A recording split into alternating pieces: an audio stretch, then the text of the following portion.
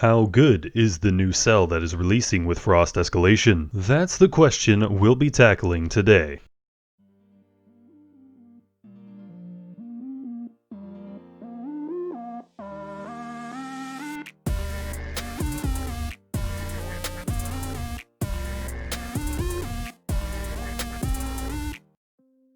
Hello everyone, my name is Trevor, I go by TheMrTrails, welcome to the channel. Today's video contains content that is not currently in the game of Dauntless, but is not under non-disclosure agreement. This content may change before it gets into the live version of the game, and this is all done on a testing server. Consider this your spoiler warning.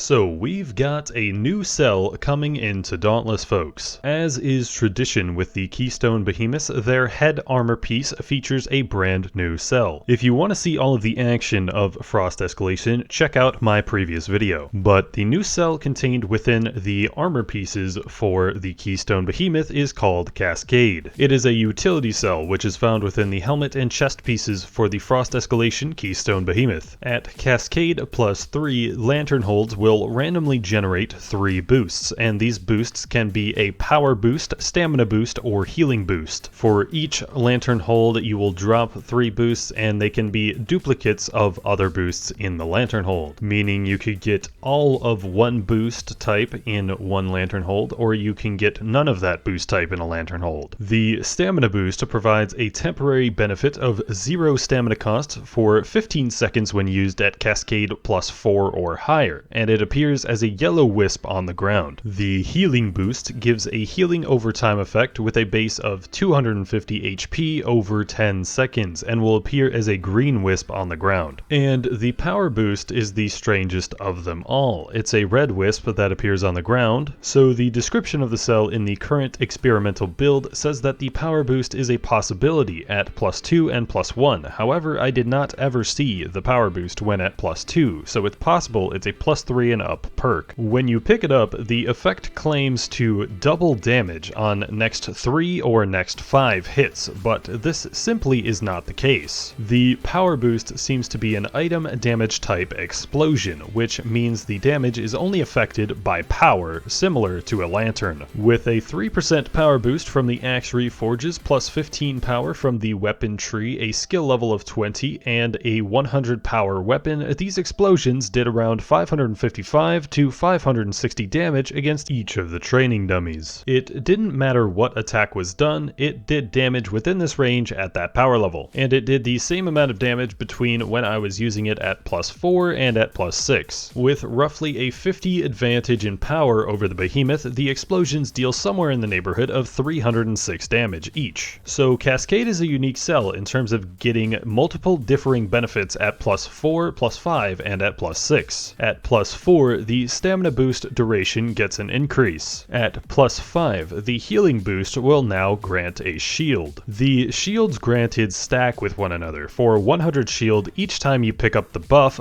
but you do have to wait the 10 seconds of the heal overtime duration before you can grab another one, meaning this would be roughly 100 shield every 10 seconds for a Scar and Tenacious build. But these shields are permanent, meaning that this is an interesting addition for Scar and Tenacious when doing a longer hunt like in the hunting grounds. If you're able to not lose any of this shield, you could potentially enter every fight with a 100% crit chance. And finally, at Cascade plus 6, you gain 2 additional benefits. The power boost will increase from 3 hits to 5 hits, and there will now be a chance to generate an invincibility boost. This will be a purple wisp on the ground and will grant the player a radiant shield when picking it up. So this cell looks rather interesting when we try to think about it in terms of the meta. I was theorycrafting with one of the official Discord mods roll, and we would estimate the damage dealt per explosion to be roughly 260 when in a Dauntless trial with the elemental advantage. You get 5 of these explosions per drop at plus 6, and that would give you 1300 bonus damage. If you're using strikers, you'd be able to dish out this per hit bonus damage in 1 to 2 seconds, depending on which combo you're using. If you you get lucky with the placement of all of the power boosts so that you don't have to go out of your way to grab them, and you get a power boost on each lantern hold, which we assumed with Aether Drive Tonic you could do roughly every 2 seconds. That 1300 bonus damage in a trial setting could potentially lead to about the same amount of damage every 4 or 5 seconds as a Titan's Crash special. Let's not gloss over how ideal this scenario would be though. This would require not only getting constant power drops from Cascade, but for them to be placed conveniently enough for you not to sacrifice DPS to go grab them. So since this scenario is so specific for the cell, you would likely not experience this much of a benefit from it. In a 53-second fight with a squad where only one of us was running Cascade 6, we had the buff activate 10 times during the fight, where I believe nobody went out of their way to collect the buffs. We had more power than the behemoth in this case, but let's do the hypothetical trial scenario. 10 times from the buff adding an additional 1300 damage would be 13,000 damage in 53 seconds. This rate would be approximately 5% of a trial behemoth's HP when in squads. That said, I don't think this is looking to be a meta-defining cell, at least not in solos. But I do think that potential is there for a niche use case in squad trials. If several people are running Catalyst with Aether Drive Tonic and have Cascade and could potentially have several power boosts active at all times, it could be very reasonably used in certain situations. Again, it doesn't seem to be a must included in my build sort of cell even for some squads, but it does have some sort of potential that perhaps a few really skilled teams could unlock. But the question is, would the teams want to put up with the RNG of getting these power boosts? I think one of the main downsides to the cell is that you aren't able to stack multiple of the bonuses on top of each other, meaning that if you get the power boosts, you have to deal those 5 hits of damage before you can go and pick up another power boost. That part might be one of the key things that may end up holding it back, as the buffs stay spawned only around 10 seconds. But outside of the meta, this looks to be a very fun type of cell to use. I mentioned the potential it had for Skarn Tenacious builds, an already fun build playstyle, and this cell looks like it can further a desired mage build archetype, as we now have Conduit, Catalyst, Etheric Attunement, Etheric Frenzy, Cascade, and Aether Drive Tonics all having to deal with the Lantern Hold ability. It also has some type of use as a viable healing option to go to besides Iceborne.